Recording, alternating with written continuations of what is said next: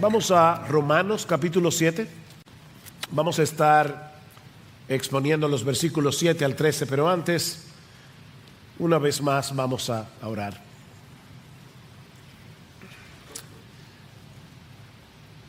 Señor,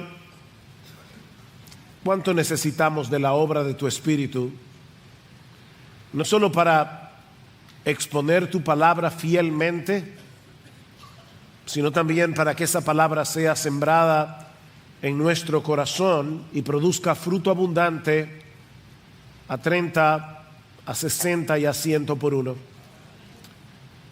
Oh Señor, tú conoces nuestra debilidad, aún conoces nuestros pecados, por lo que te pedimos perdón y nos encomendamos a ti, para que tú vengas con poder, oh Señor, y por medio de tu palabra afirmes a los creyentes y salves a los perdidos. Oh, ven, Señor nuestro. Ven y que Cristo sea exaltado en esta mañana, porque te lo pedimos en su nombre. Amén y amén. Versículo 7 de Romanos 7. ¿Qué diremos entonces? ¿Es pecado la ley? De ningún modo. Al contrario, yo no hubiera llegado a conocer el pecado si no hubiera sido por medio de la ley. Porque yo no hubiera sabido lo que es la codicia si la ley no hubiera dicho no codiciarás. Pero el pecado, aprovechándose del mandamiento, produjo en mí toda clase de codicia, porque aparte de la ley, el pecado está muerto. Y en un tiempo yo vivía sin la ley, pero al venir el mandamiento, el pecado revivió y yo morí. Y este mandamiento que era para vida, a mí me resultó para muerte. Porque el pecado, aprovechándose del mandamiento, me engañó y por medio de él me mató, es decir, por medio del mandamiento. Así que la ley es santa y el mandamiento es santo, justo y bueno. Entonces, lo que es bueno vino a ser causa de muerte para mí.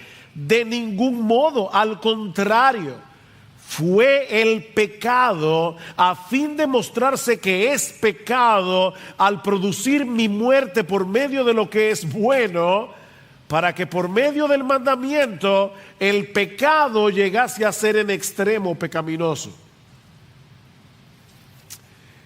Si hay algo claro en el Nuevo Testamento, es que ningún ser humano podrá salvarse, ningún ser humano podrá ser aceptado delante de Dios a través de su obediencia a los 10 mandamientos. Ese es uno de los temas centrales de la carta de Pablo a los romanos que comenzamos a estudiar consecutivamente hace unos meses atrás. Si queremos ser perdonados, si queremos ser aceptados en la presencia de Dios, debemos recibir como un regalo la justicia que Él mismo le provee al pecador. Solo por gracia, solo por Cristo, solo por medio de la fe. De manera que la ley, dice Pablo, ni salva ni santifica. Ella nos manda lo que debemos hacer, pero no nos ayuda a hacer lo que nos manda. Ese es el problema de la ley. La ley nos manda lo que debemos hacer, pero no nos ayuda a hacer lo que nos manda. Vean una vez más los versículos 4 al 6 que estudiamos la vez anterior. Dice: por tanto, hermanos míos, también a vosotros se os hizo morir a la ley por medio del cuerpo de Cristo, para que seáis unidos a otro, a aquel que resucitó de entre los muertos, a fin de que llevemos frutos para Dios. Y usamos la analogía del matrimonio. Una mujer casada con un hombre no se puede casar con otro, no se puede unir a otro mientras viva ese hombre. Pero si ese hombre muere, ella queda libre de la ley del marido. Bueno, ¿qué hizo Dios? Dios nos mató. ¿Para qué? Para resucitarnos juntamente con Cristo y casarnos con Él. Eso es lo que Pablo está diciendo. Versículo 5. Porque mientras estábamos en la carne, es decir, en nuestra naturaleza pecaminosa, las pasiones pecaminosas despertadas por la ley actuaban en los miembros de nuestro cuerpo a fin de llevar fruto para muerte. Pero ahora, dice Pablo, hemos quedado libres de la ley, habiendo muerto a lo que nos ataba, de modo que sirvamos en la novedad del espíritu y no en el arcaísmo de la letra. Pablo dice, Dios tuvo que dar por terminada nuestro matrimonio con la ley. ¿Para qué? Para casarnos con Cristo, que sí tiene poder de salvar y de santificar. El problema es que hasta este punto, cuando uno escucha todo lo que Pablo dice acerca de la ley, cualquiera pudiera llegar a pensar que Pablo está menospreciando la ley, o que Pablo está desechando la ley como algo completamente inútil. De hecho, muy probablemente durante el ministerio de Pablo, y sobre todo predicando en un contexto de mayoría judía, Pablo tuvo que enfrentarse con ese argumento una y otra vez. Pablo, tú estás despreciando la ley de Dios. La ley fue dada por Dios mismo en el Sinaí, y tú estás diciendo que la ley es inútil. De ahí la pregunta del versículo 7. ¿Entonces es pecado la ley? Y de paso, mucha gente piensa que la ley es pecado, aún dentro de las iglesias. Cada vez que tú le dices, violaste la ley, eres un legalista. O sea que guardar la ley, obedecer la ley, es ser legalista. Y ser legalista es pecado. Así que la ley es pecado. ¿Es pecado la ley? A lo que Pablo responde una vez más, de ningún modo. La misma respuesta que dio en el 6.1, la misma respuesta que dio en 6.15. ¿Debemos pecar para que la gracia abunde? De ninguna manera. ¿Debemos pecar ahora que no estamos bajo la ley, sino bajo la gracia? De ninguna manera. ¿Es pecado la ley? De ninguna manera. El hecho de que la ley en sí misma no puede salvar ni santificar no quiere decir que sea algo inútil o que deba ser desechada como algo malo. Mis hermanos, el creyente debe amar la ley. Tú eres cristiano, tú debes amar la ley. Tú debes deleitarte en la ley. Salmo 1, bienaventurado el varón que no anduvo en consejo de malos, ni estuvo en camino de pecadores, ni en silla de escarnecedores se ha sentado, sino que en la ley de Jehová está su delicia. ¿Ya se acabó esa bienaventuranza porque estamos en el nuevo pacto? Voy a decir como Pablo, de ningún modo. De ningún modo, bienaventurado el varón que se deleita y medita en la ley de Dios. Pero debemos entender, mis amados hermanos, cuál es el propósito por el cual Dios nos dio la ley. Y eso es precisamente lo que Pablo va a explicarnos ahora en los versículos 7 al 13. Y hay al menos 4 enseñanzas en este pasaje acerca del propósito de la ley, pero al mismo tiempo de la ley en relación con el pecado y la muerte. De manera que Pablo no solamente nos va a explicar para qué sirve la ley, sino que al mismo tiempo nos va a ayudar a entender cómo funciona el pecado que todavía mora en nosotros. ¿Para qué sirve la ley? Bueno, en primer lugar, dice Pablo, para revelar nuestro pecado.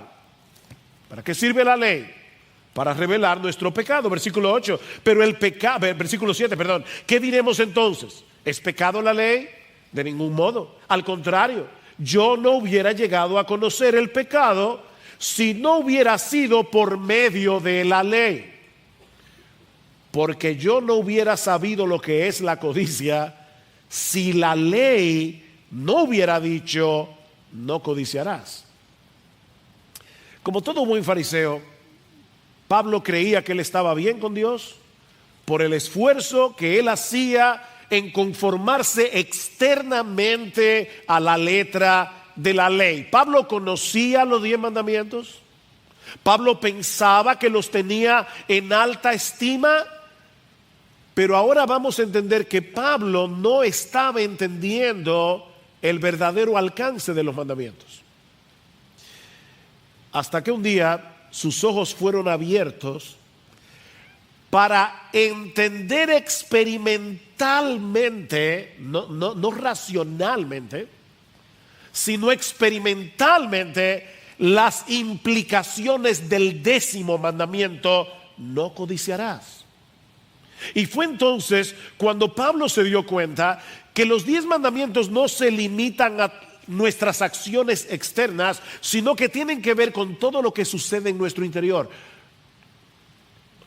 Mira, mi amigo, tú puedes pecar no haciendo nada, solamente con el pensamiento. La ley no solo tiene que ver con lo que yo hago con las manos, tiene que ver con lo que yo pienso, tiene que ver con lo que yo razono, tiene que ver con mis motivaciones. En ese sentido, Pablo era como el joven rico, ¿se acuerdan? Cuando llega delante del Señor y le dice: Maestro, ¿qué debo hacer? ¿Qué debo hacer para heredar la vida eterna? Oh, ¿tú quieres hacer algo para heredar la vida eterna? Bueno, déjame decirte cómo hacerlo. Noten que Cristo no le dijo: oh, confía en mí. Eso es lo que hubiera dicho un evangelista en el día de hoy. Recíbeme en tu corazón. No. Cristo le dijo: tú tienes los mandamientos. Tú conoces los mandamientos: no adulteres, no mates, no hurtes, no digas falso testimonio, no defraudes, honra a tu padre y a tu madre. Oh, maestro, todo eso yo lo he guardado desde mi juventud.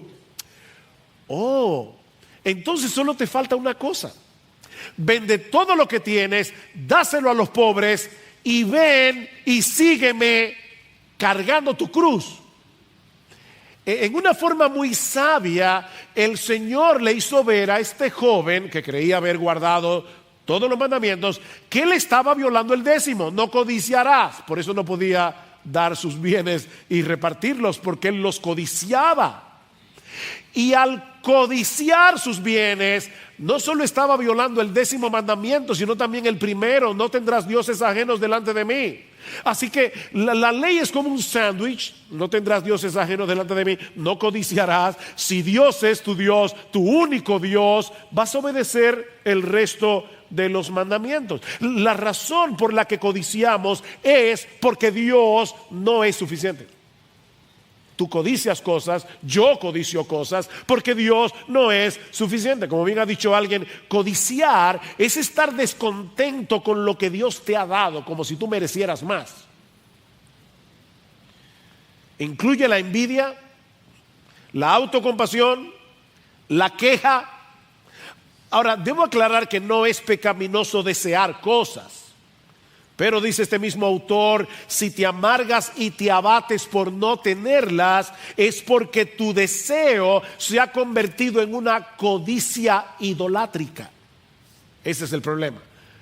Que tú desees algo no está mal, pero si el hecho de no tener ese algo te llena de amargura, te llena de descontento, te llena de queja, ese algo ha suplantado a Dios en tu corazón. Estás sustituyendo a Dios por las cosas. Y eso fue lo que sucedió con el apóstol Pablo, y fue lo que le hizo ver su condición de pecador perdido. Ahora, ¿cómo fue que sucedió eso en la vida de Pablo? Porque este es un pasaje autobiográfico. Pablo nos está mostrando cómo fue que él llegó al conocimiento de Cristo, y lo hace porque el caso de Pablo es típico.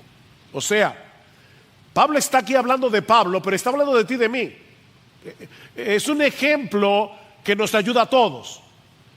¿Cómo fue que Pablo se dio cuenta de algo que no había visto en toda su vida de fariseo? Bueno, Sinclair Ferguson, un teólogo y pastor escocés, nos da una suposición de lo que pudo haber pasado en la vida de Pablo. O sea, no estoy siendo dogmático, pero creo que Sinclair Ferguson probablemente se está acercando a lo que sucedió en el corazón de Pablo, tomando algunas pistas del Nuevo Testamento. Mis hermanos, ¿de dónde era Pablo? ¿Saulo de qué? De Tarso. ¿Y dónde quedaba Tarso? En la región de Cilicia. ¿Y a qué facción religiosa pertenecía Pablo? a los fariseos. Así que Pablo era de Tarso, de la región de Cilicia, y era fariseo, que era la religión más estricta de Israel. Ahora, Pablo no era cualquier fariseo. Dice en Gálatas capítulo 1, versículo 14, que Pablo se había propuesto llegar a ser el israelita más celoso y más aventajado en la ley.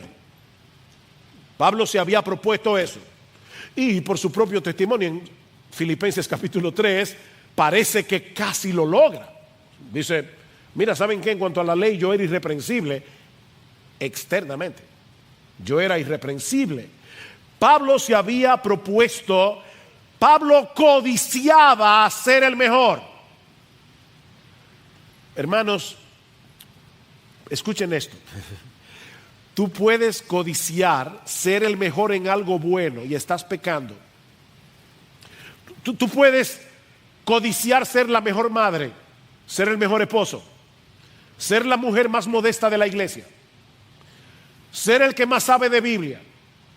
Si tú quieres lograr esa meta para tu gloria, eso es una codicia idolátrica.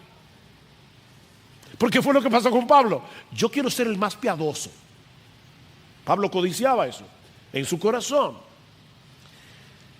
Pero entonces sucedió el incidente de Hechos 6. Cuando Pablo se enfrenta con Esteban y lo escucha predicar. Oigan lo que dice Pablo, Lucas, en Hechos capítulo 6, versículo 8. Dice que Esteban era lleno de gracia y de poder y hacía grandes prodigios y señales entre el pueblo. Entonces se levantaron unos de la sinagoga llamado de los libertos y de los de Cirene y de los de Alejandría y de Cilicia y de Asia, disputando con Esteban. ¿De dónde era Pablo? De Tarso, de la región de Cilicia. De manera que Pablo estaba en ese grupo, y de hecho Lucas después lo confirma explícitamente en Hechos capítulo 7, versículo 58. Ahora, mientras ellos más argumentaban con Esteban, Lucas nos dice que no podían resistir a la sabiduría y al espíritu con el que hablaba. Por decirlo de alguna manera, Pablo se había topado con la horma de su zapato. ¿Y qué pasó? Que la reputación que tanto había codiciado y que se había esforzado tanto por alcanzar, ahora parecía derrumbarse delante de sus ojos. Y 2 capítulos más tarde Pablo se convierte. Dios estaba preparando a Pablo para su encuentro con Jesús en su camino a Damasco, apenas unos días después. Pero primero tenía que hacerle ver la profundidad de su pecado. Pablo tenía que entender lo codicioso que él era, lo que él codiciaba, ser un hombre admirado por su piedad. El 10º mandamiento le hizo ver a Pablo la maldad de su corazón. De manera que la ley es como uno de esos espejos. ¿Han visto esos espejos que agrandan la cara? Yo no sé para qué. Y no solamente agrandan la cara, tiene luz a todo alrededor, para que tú veas todas tus manchas, todos tus hoyos, todos tus cabellos mal puestos. Eso es la ley. Eso es lo que hace la ley. Por eso es que Pablo dice en Romanos capítulo 3, versículo 20, que por medio de la ley es el conocimiento del pecado. ¿Recuerdan? Romanos 3:20, lo estudiamos hace ya meses atrás. Por medio de la ley es el conocimiento del pecado. Mis hermanos, es por eso que nosotros nunca debemos predicar el evangelio de Jesucristo divorciado por la ley. Hablaba con un hermano esta semana, que debe estar aquí, así que perdóname que no te pedí permiso. Pero hablaba con este hermano y le decía, mira, nunca le digas a un pecador simplemente y meramente que reciba a Cristo.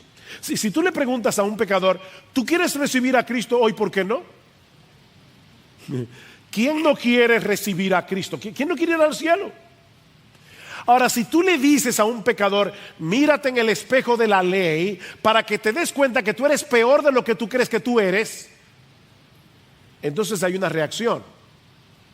No, nadie puede venir a Cristo a menos que no entienda que está condenado y que va camino al infierno. Los sanos no tienen necesidad de médico. Mis hermanos, nunca prediquen el evangelio sin exponer primero las demandas de la ley. Muéstrale al pecador el espejo de la ley. ¿Para qué? Para que vea su necesidad de un salvador. Si no te ves a ti mismo como alguien que merece el castigo de Dios por sus pecados, ¿qué sentido tiene invitarte a que vengas a Cristo? Pero la ley no solamente revela el pecado. Pablo dice también que la ley nos provoca a pecar. Y ahora sí que está rara la cosa, ¿verdad? No quisiera enredarlos, pero usando un lenguaje químico, la ley es el catalítico del pecado. Si ustedes buscan la palabra catalítico, verán que es un elemento químico que provoca una reacción. Bueno, la ley es el catalítico del pecado. Ven el versículo 8. Pero el pecado, Pablo está personificando el pecado, pero el pecado, aprovechándose del mandamiento, produjo en mí toda clase de codicia, porque aparte de la ley, el pecado está muerto. No es que aparte de la ley no existe el pecado. Y Pablo ya demostró eso en Romanos 1, en Romanos 5. Antes de que Dios diera la ley en el Sinaí, había pecado en el mundo, dice Pablo. Pero el pecado está aletargado hasta que te dicen no lo hagas. Eso es lo que Pablo está diciendo aquí. Versículo 9.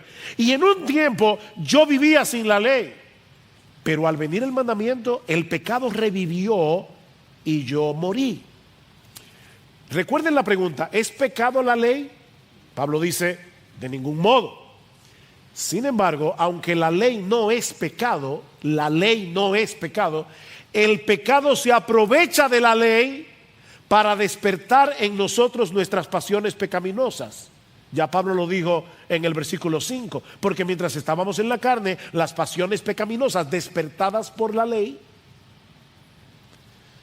Miren, basta con que se nos prohíba hacer algo para estar locos por hacerlo. Esa es nuestra naturaleza. No porque la ley es mala, sino porque tú y yo somos malos. ¿Es pecado la ley? No, pero tú sí eres pecador y yo también. Ese es el problema. Y no solamente la ley despierta el pecado que hay en nosotros, el problema es más profundo. El problema es que tú y yo queremos ser Dios. Y la ley es un recuerdo constante de que no lo somos. ¿Qué le dijo el diablo a Adán y a Eva en el paraíso? Seréis como Dios. Ese susurro sigue siglo tras siglo, seréis como Dios. El problema que tenemos con la ley es que la percibimos como un atentado contra nuestra soberanía. ¿Se entendió eso?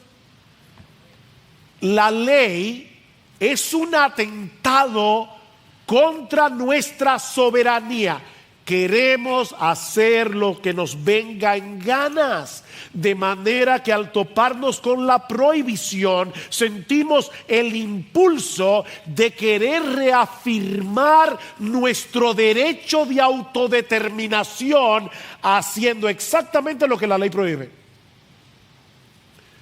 Padres,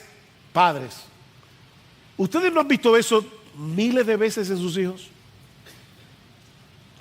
Papi, yo quiero hacer esto. No, tú nunca me dejas hacer nada. Óyeme, de verdad, tu papá, niños que están aquí, tu papá nunca te deja hacer nada. Pero es la rebelión del corazón que está desde que nacemos. Cuando estudiaba este pasaje durante la semana, recordé algo que había leído hace muchos años atrás, muchos años, en las Confesiones de San Agustín. Y de paso, ese es uno de los libros que yo recomendaría que alguna vez en tu vida léelo. Léelo, te va a hacer mucho bien. Dice Agustín en el libro 2, capítulo 4 creo, que cuando él era adolescente, él y un grupo de amigos decidieron meterse en un patio ajeno para robar peras. Y él dice: nos llevamos una cantidad enorme de peras, no para comerlas, aunque algunas comimos, sino para echárselas a los puercos. Y ahora dice: realizamos esa acción por el mero hecho de que estaba prohibida. Eso era todo. No fue por necesidad, no es que ellos tenían hambre. De hecho, me encanta en cierto modo porque es triste, pero dice Agustín más adelante que en el patio de su casa él tenía peras en abundancia y mejores, pero las arranqué del árbol por el hecho de robar. Y si alguna de ellas entró en mi boca, solo el pecado la hizo sabrosa. Wow. Este hombre está analizándose delante de Dios, son sus confesiones. Pero ahora escuchen lo que dice un poquito más adelante. ¿Qué fue pues lo que amé yo en aquel hurto? Y él responde: poder hacer algo sin ser castigado, parodiando o imitando así la omnipotencia de Dios. Ahora sí se fue profundo este hombre. Él está diciendo: yo quería hacer algo y que nadie pudiera tocarme, porque yo estaba imitando la omnipotencia divina. Yo quería ser soberano como Dios. ¿Ven el problema que tú y yo tenemos? Queremos ser como Dios. Y su ley es un recordatorio constante de que no lo somos. El pecado es una fuerza que habita en nosotros y que nos lleva a aborrecer, nos lleva a odiar con todas las fuerzas de nuestro ser todo lo que se opone a ese deseo dominante del corazón de ser el único soberano de nuestra vida. ¿Recuerdan ese poema que se hizo famoso en la película Invictus y que Nelson Mandela recitaba continuamente en la celda mientras estuvo preso? Ese poema termina diciendo: soy el amo de mi destino, soy el capitán de mi alma. Wow. Soy el amo de mi destino y soy el capitán de mi alma. De manera que el pecado no es otra cosa que autoidolatría. Cada vez que tú pecas es porque estás escogiendo adorarte a ti en vez de adorar a Dios. Eso es todo.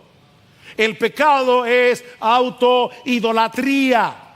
Y el pecado se aprovecha de esa tendencia del corazón humano a idolatrarse a sí mismo para despertar nuestras pasiones pecaminosas usando los mandamientos de Dios. No codicies, ahora codicio más. No envidies, ahora envidio más. Ahora, lo que Pablo está tratando de hacerle ver, sobre todo a la audiencia judía que estaba en Roma, es que ellos estaban equivocados con respecto a la ley. Porque los judíos pensaban que Dios había dado la ley para restringir el pecado y para hacernos más santos. De hecho, muchos pastores evangélicos creen lo mismo. Ellos creen que dando ley, ellos van a ayudar a los hermanos a ser más santos. Más adelante vamos a ver que no debemos desechar la ley. Pero predicar solo ley desde el púlpito no va a ayudar a nadie. De hecho, padres, cuidado padres, porque muchas veces eso es lo que nosotros hacemos también con nuestros hijos. Ley, sin gracia. Y la ley sin gracia, la ley sin el evangelio, la ley sin Cristo no va a ayudar a nuestros hijos. No es que no les enseñes la ley, es que no dejes de enseñarles la gracia. No dejes de predicarles el evangelio de la justificación por la fe sola. Bueno, Pablo le dice a esos judíos: ustedes están equivocados. La ley no restringe el pecado, lo provoca. La ley no restringe el pecado. Más bien el pecado se vale de la ley para movernos a hacer eso mismo que la ley prohíbe. La ley es la base de operaciones que usa el pecado para llevarnos a pecar. Y eso nos lleva a la tercera enseñanza de nuestro pasaje. Precisamente porque la ley revela el pecado y nos provoca a pecar, la ley en sí misma no produce vida, produce muerte. La ley en sí misma no produce vida, la ley produce muerte. Vean otra vez el versículo 9. Y en un tiempo yo vivía sin la ley, pero al venir el mandamiento, el pecado revivió y yo morí. Y este mandamiento que era para vida, a mí me resultó para muerte. Ahora, hermanos, ¿en qué momento de su vida Pablo vivía sin ley? Y ya decíamos, él era judío. A todo niño judío se le enseñaban los 10 mandamientos casi mientras bebía la leche de su mamá. Y Pablo era fariseo, educado en la escritura. ¿Qué es lo que Pablo nos está diciendo aquí? Que hubo una época en su vida en la que él pensaba que estaba espiritualmente vivo. Él está hablando de su experiencia. Yo creía que estaba vivo. Yo creía que estaba vivo, que estaba bien con Dios por mi obediencia a la ley. Pablo creía que estaba espiritualmente vivo porque se apegaba externamente a la letra de la ley. Pero entonces Dios abrió su entendimiento y por primera vez en su vida Pablo se dio cuenta de su verdadera condición delante de Dios. El 10º mandamiento despertó la conciencia de Pablo y le mostró que en realidad estaba muerto. Y por eso dice en el versículo 9: y este mandamiento que era para vida, a mí me resultó para muerte. Voy a decir algo bien extraño ahora. Miren, si un ser humano, desde que nace hasta que se muere, pudiera obedecer perfectamente la ley, tendría vida eterna. Tú quieres salvarte guardando los mandamientos, no hay problema. Solo que tienes que obedecerlos perfectamente desde que naces hasta que te mueres, solamente. Y en todo sentido, externamente, internamente. Escuchen lo que dice Levítico 18. Mis ordenanzas pondréis por obras y mis estatutos guardaréis andando en ellos. Yo, Jehová, vuestro Dios. Por tanto, guardaréis mis estatutos y mis ordenanzas, los cuales haciendo el hombre vivirá en ellos. Hazlos. Obedece y vivirás. Eso fue lo que le dijo Dios a Adán en el paraíso. Obedece y vivirás. El problema es que el hombre no puede cumplir la ley como la ley debe ser obedecida. Perfectamente y completamente. Recuerden que la ley es como un globo. Si tú pinchas el globo, no importa por dónde lo pinches, dañaste el globo. Pablo dice en Gálatas capítulo 3 versículo 10: todos los que dependen de las obras de la ley para salvarse están bajo maldición. Todos los que están tratando de salvarse guardando los mandamientos son unos malditos, dice Pablo, malditos de Dios. ¿Por qué? Porque dice la Biblia: maldito todo aquel que no permaneciere en todas las cosas escritas en el libro de la ley para hacerlas. ¿Ven el punto? La ley es santa, pero nosotros no lo somos. Padecemos de una impotencia culpable. Es decir, no podemos obedecer la ley. Ay, el pobre, él no puede y le están pidiendo que lo haga. No es una impotencia culpable. No podemos obedecer la ley porque amamos el pecado. No podemos obedecer la ley Porque amamos hacer exactamente lo contrario. Dice Pablo en Romanos capítulo 8, versículo 7, la mente no regenerada es enemistad contra Dios, porque no se somete a la ley de Dios ni tampoco puede. No puede porque no quiere, no quiere porque no puede. Ponlo como tú quieras. Déjame ilustrarlo de esta manera. Martin Lloyd-Jones le tomé prestada esta ilustración. Vamos a suponer por un momento que un individuo, amigo tuyo, te pidió una cantidad bastante considerable de dinero prestada. Tú le prestaste el dinero y cuando llegue el día de pago, el individuo va a tu casa y te dice: ay, mira, yo lo lamento mucho, pero no te puedo pagar, no puedo pagarte. Yo te ruego, por favor, que me extiendas el plazo, no te puedo pagar. Y se abre así, saca los bolsillos y dice: mira, no tengo nada, saca la cartera, estoy en ruinas. Tú te conmueves y cuando estás a punto de extenderle el plazo, el individuo sigue hablando y te dice: mira, la verdad es que yo había reunido el dinero para pagarte, pero ayer fui al casino y me puse a jugar a la ruleta. Y además de todo fui con unos amigos y le pagué todos los tragos, se los pagué y me arruiné. ¿Y ahora le vas a extender el plazo? Es verdad que el individuo no te puede pagar, pero su incapacidad de pagarte es una incapacidad culpable. Bueno, lo que estamos diciendo aquí, mis amados hermanos, es que nuestra incapacidad de cumplir la ley no nos exonera, sino que agrava nuestra culpabilidad. No podemos obedecer la ley de Dios, no por culpa de la ley, sino por culpa de nosotros mismos, que amamos el pecado. Noten el versículo 11. Porque el pecado, aprovechándose del mandamiento, me engañó, y por medio de él me mató. Oh, esa es la raíz del problema. No es la ley la que te mata, es el pecado usando la ley. El pecado es tan astuto que es capaz de usar la misma ley, la ley de Dios, para engañarnos y para llevarnos a la condenación. Y el pecado se vale de varias estrategias para llevar a cabo su maquiavélico plan. Depende del caso. Y si no le da un resultado con uno, se va con el otro.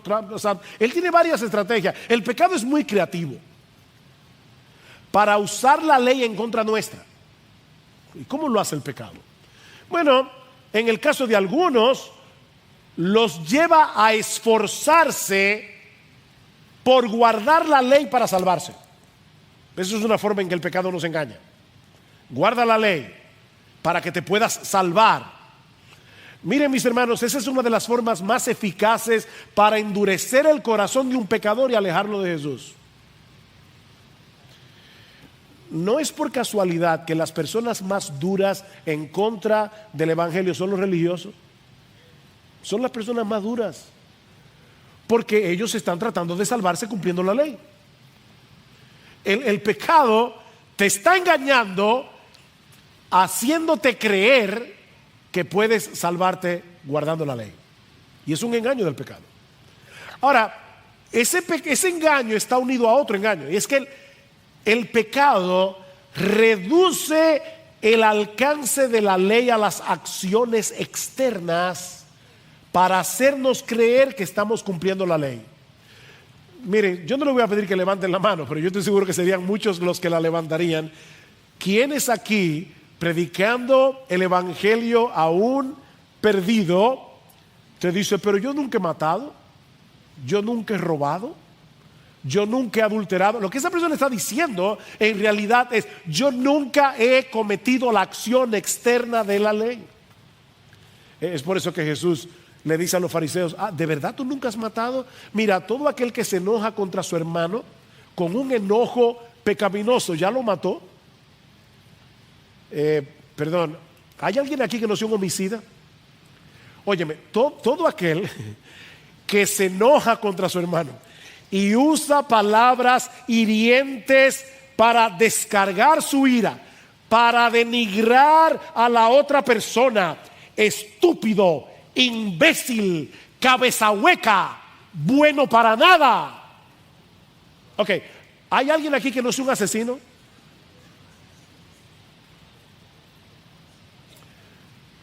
Todo aquel que mira a una mujer que no sea la tuya para codiciarla, ya adulteró con ella en su corazón. Uy, qué duro. Ningún adúltero aquí. El pecado es muy astuto. Otra cosa que hace el pecado es hablarnos mal de la ley. O sea, si no le da resultado llevarte a ser el niño bueno o la niña buena para ganarte el cielo, entonces el pecado te habla mal de la ley y te dice que la ley es demasiado restrictiva, que la ley es demasiado dura, demasiado rígida. En casa a veces hacemos juego de palabras, mezclando una palabra con otra. Por ejemplo, universidad viene de uno y diverso, es universidad. Bueno, yo recuerdo que un día una de nuestras hijas llegó bien frustrada a la casa por una de sus profesoras y decía: es que es demasiado estrígida. O sea, no era estricta, no era rígida, era estrígida. O sea, ok, lo que la ley te dice es que el pecado, perdón, es que la ley es estrígida. O sea, no te permite hacer nada.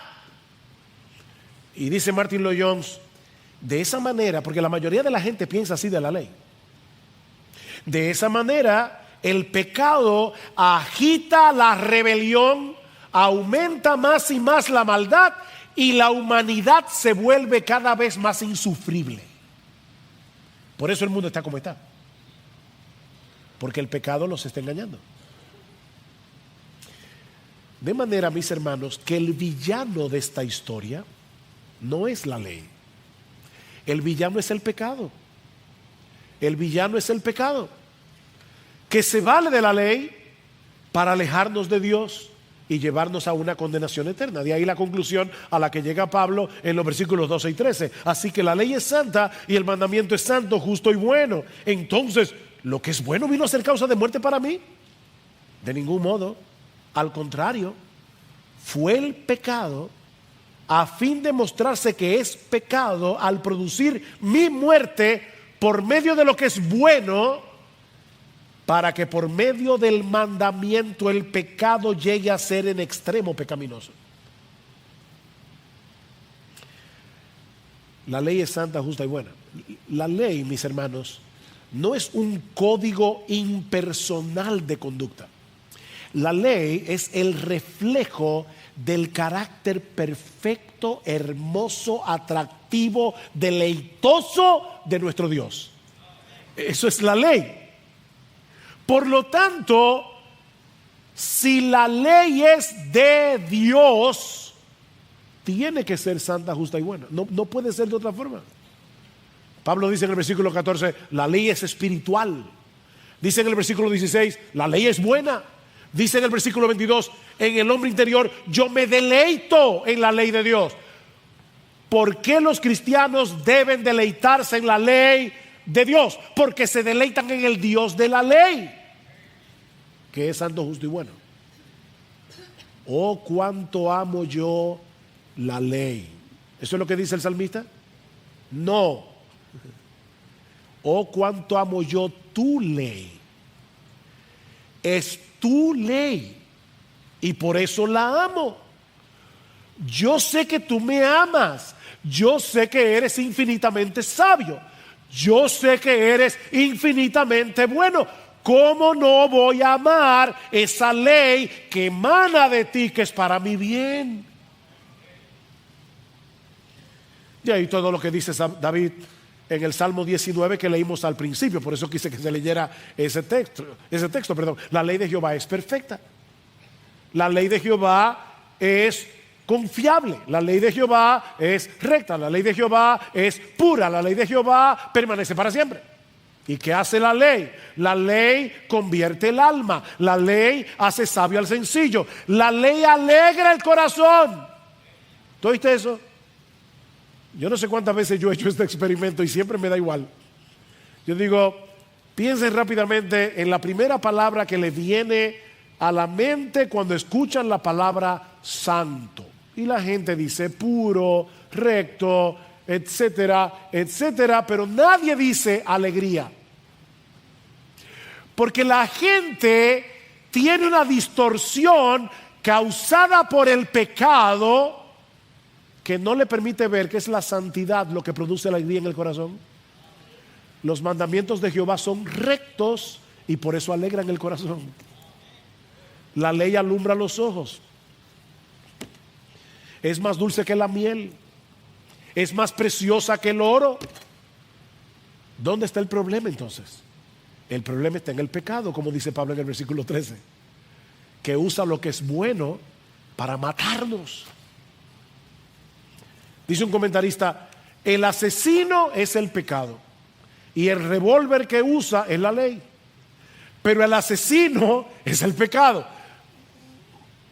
Vamos a pensar por un momento en un individuo que comete un homicidio y es condenado a cadena perpetua. Lo que está mal no es la ley que lo condenó. Lo que está mal es la acción homicida que es condenable. ¿Ven el punto? No es la ley que nos condena la que está mal. Es la acción homicida que metió a ese individuo en la cárcel. Así que la ley no es la que produce la muerte del pecador. Es el pecado que se vale de la ley para matarnos. Pero Dios es soberano y Él siempre sí se sale con la suya. Así que, ¿qué hace Dios? Al producir nuestra muerte, el pecado, por medio de lo que es bueno, el carácter perverso y mortífero de la ley queda puesta en evidencia. Eso es lo que dice Pablo en el versículo 13. Para que el pecado llegue a ser en extremo pecaminoso. Dios usa la ley para mostrarnos que el pecado que mora en ti y en mí es 1000 veces peor de lo que la mayoría de las personas está dispuesta a admitir.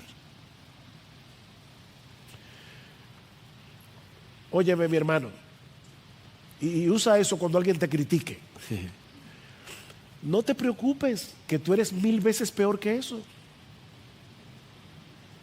Es como decía Bernard Shaw, el famoso dramaturgo inglés, era bien cínico y decía, a mí no me importa si una persona es blanca o es negra, si es rica o es pobre, con que sea hombre suficiente, porque no podría hacer nada peor.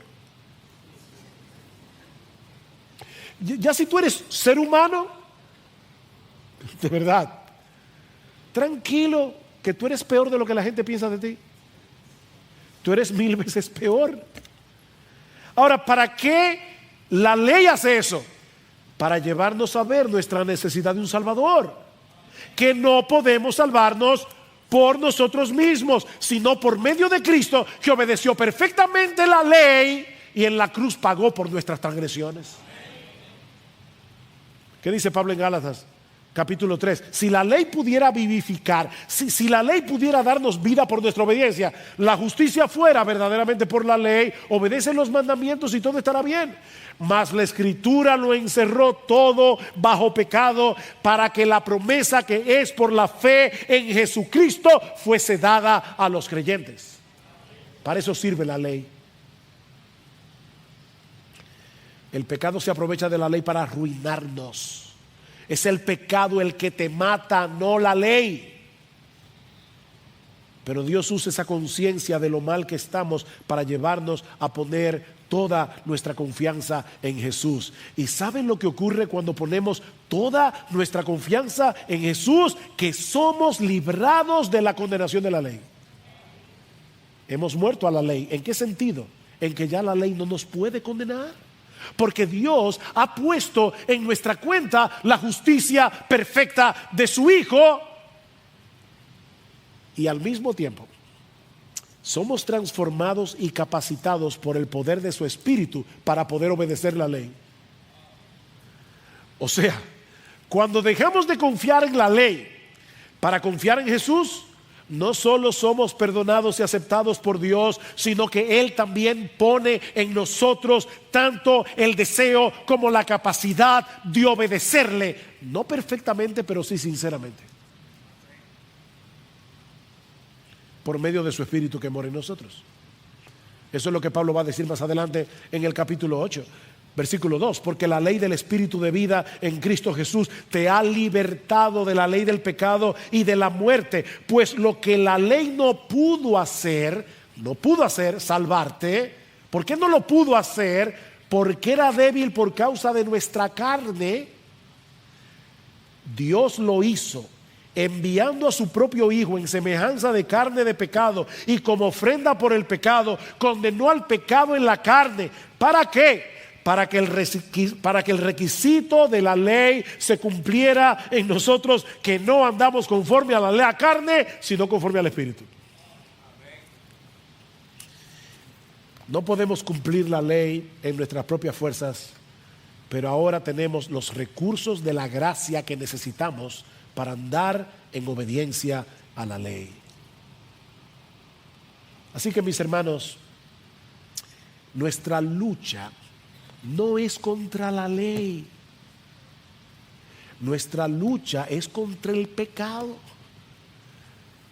que mora en nosotros y que va a continuar allí batallando y batallando y batallando para alejarnos de Dios, que es la fuente de todo bien. El verdadero creyente es aquel que lucha contra el pecado, no contra la ley. Amados, yo os ruego como extranjeros y peregrinos, primera de Pedro 2:11, que os abstengáis de que de la ley, no de los deseos pecaminosos que batallan contra el alma, no de la ley. Recuerda que la ley no solo es santa y justa, es buena, dice Pablo.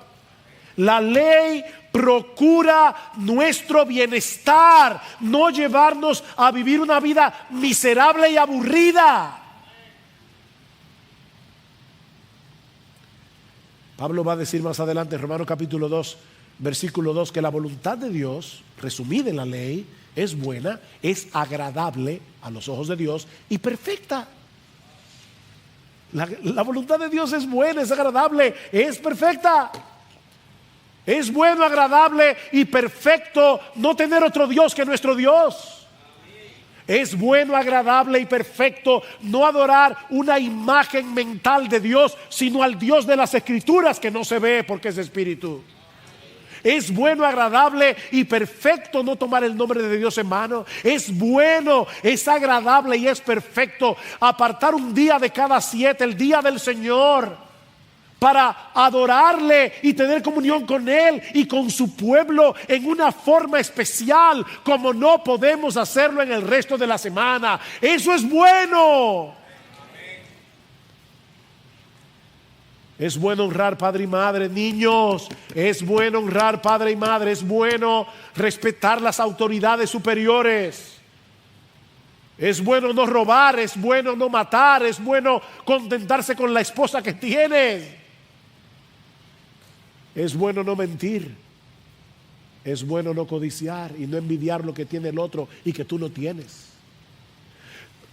¿Cómo sería el mundo si todo el mundo obedeciera los 10 mandamientos?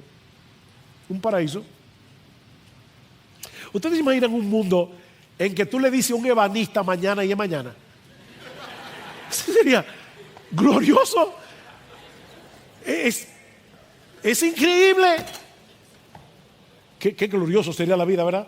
Tú no tendrías que ponerle candado a tu casa ni alarma, porque nadie roba.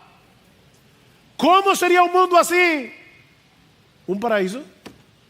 Así que el problema no es la ley.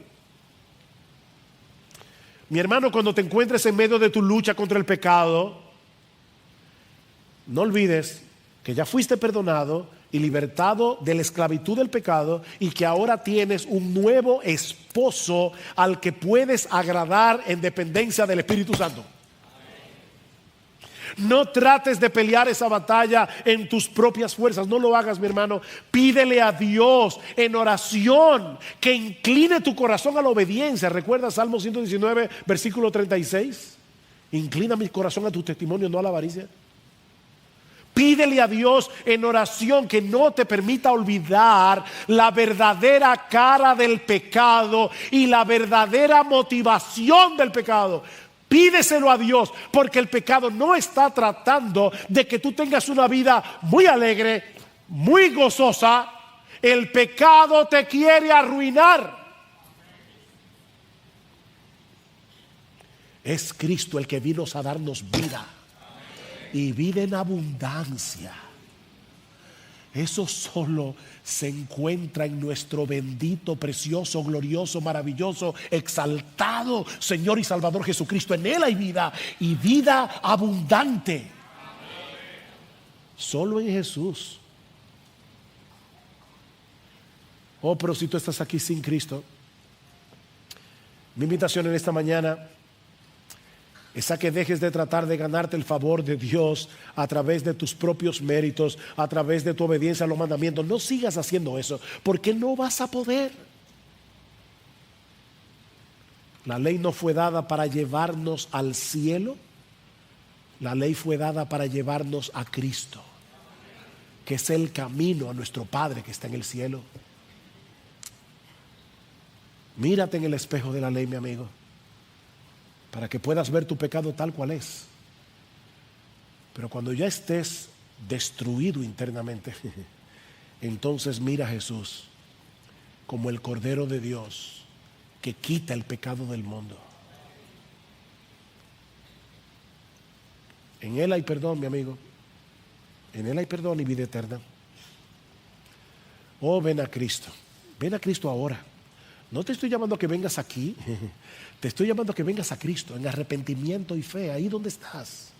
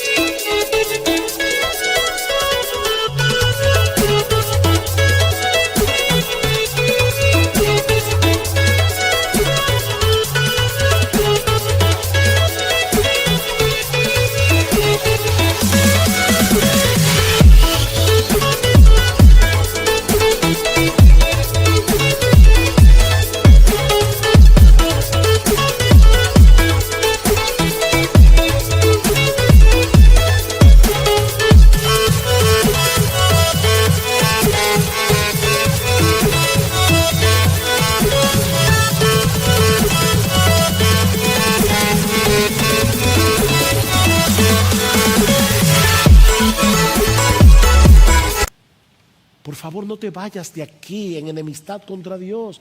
Pídele que tenga misericordia de ti, y yo te aseguro por las Escrituras que misericordia te será otorgada en este mismo momento, porque Dios es un Dios que se deleita en perdonar a todo aquel que viene a Cristo en arrepentimiento y fe.